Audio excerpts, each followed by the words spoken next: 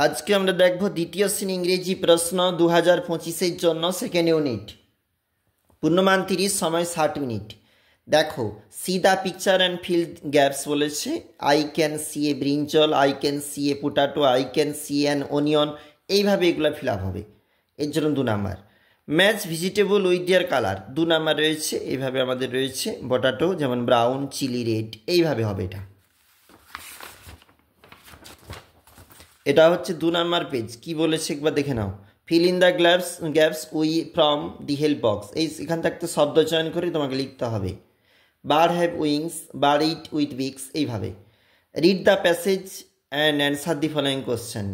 যে অনুচ্ছেদটি পড়ো এবং তার উত্তর দাও। এখানে আমাদের টিক চিহ্ন দেওয়া রয়েছে, তোমরা দেখবে। পরবর্তী page, convert one to many.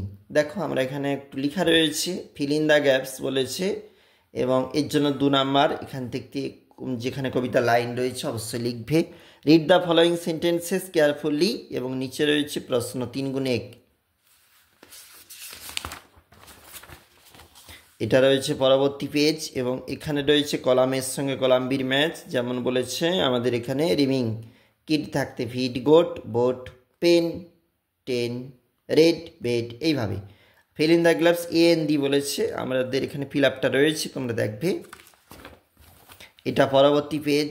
Right in English, ইংরেজিতে লেখো। রাইট ইন বেঙ্গলি, বাংলায় লেখো। অ্যান্সার দি ফলোয়িং কোশ্চেন্স, নিচের প্রশ্নের উত্তর দাও।